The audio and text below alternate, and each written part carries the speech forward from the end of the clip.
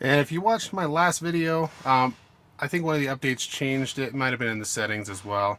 Maybe I changed it. It no longer auto IDs on Connect. Okay, maybe I turned that off. I prefer it that way. Sometimes it's faster to pick the vehicle manually. But this is a GM and they are normally fairly quick, and I know that this one will have the VIN stored. So we can just do a manual connect on this one.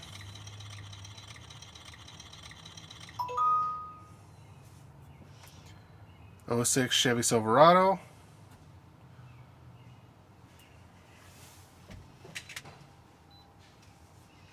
And I do have the key in the on position.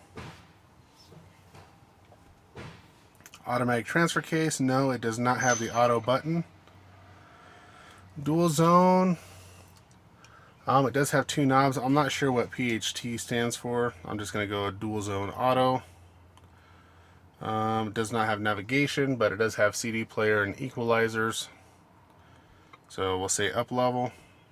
Don't know if that's right or not. 2500, so it should be over the 8600 GVW. And now it's going to do an auto scan. So far so good. 4 powertrain codes, no airbag codes, no ABS. And it probably doesn't have this electronic suspension control. So that is all good to go.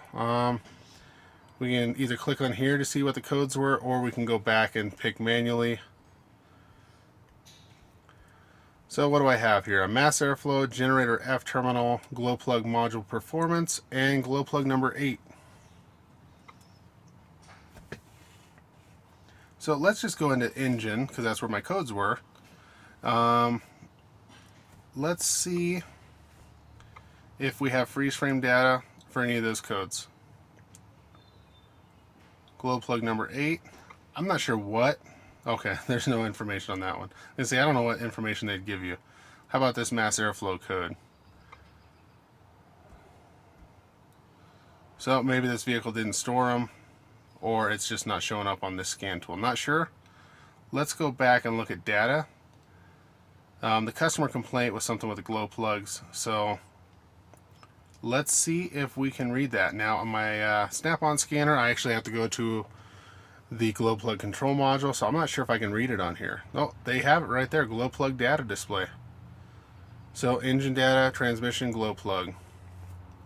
Data 1, glow plug 1, 1, 2, 2. I don't know what that means.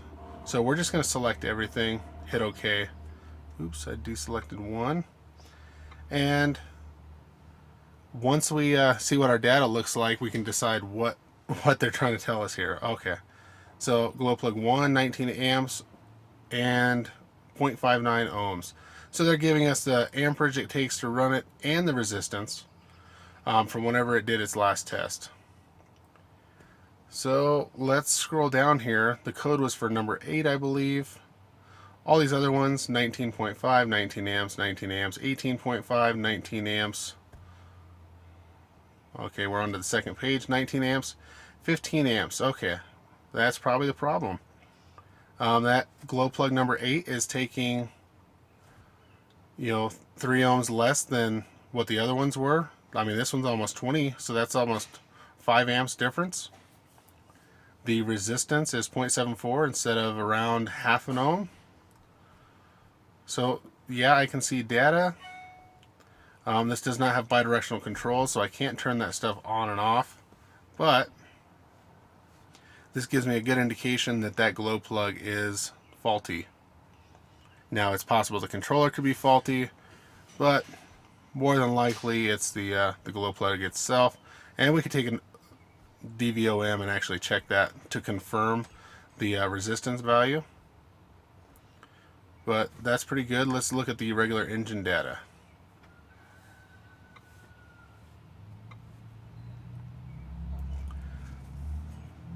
Engine 1 or 2, fuel, EGR, torque converter, I'm guessing is TC, or is that, no, that's turbocharger, misfire.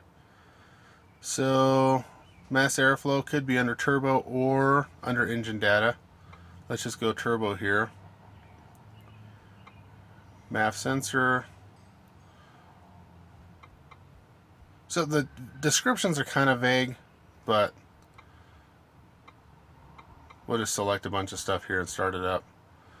These are normally hard to duplicate the mass airflow issues. It's normally something that happens under high boost.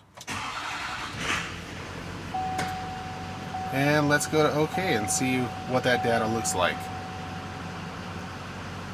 So borrow is 12 psi.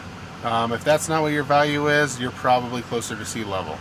I'm at 5,300 feet, and around 12 is what I normally see. Engine's cold. Been running for 20 seconds here.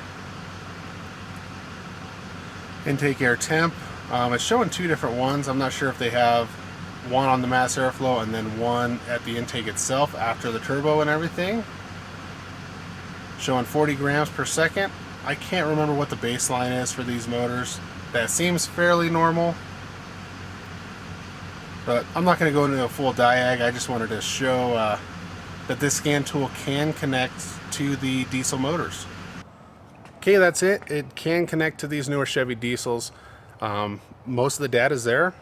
As long as you're looking at engine, transmission, turbo, glow plugs, ABS, airbag, and even suspension control, then that stuff is going to be listed. If you're looking for body control, possibly like the trailer brake control module, stuff like that, you're going to have to get a higher level scan tool to be able to access some of that. But this is going to take care of all of the core stuff that is required to drive the truck, pretty much. So good scan tool for the road, for the DIY in the garage. If you're interested in this scan tool, I'll put a link to it down below in the description. Thanks for watching, and I'll see you next time.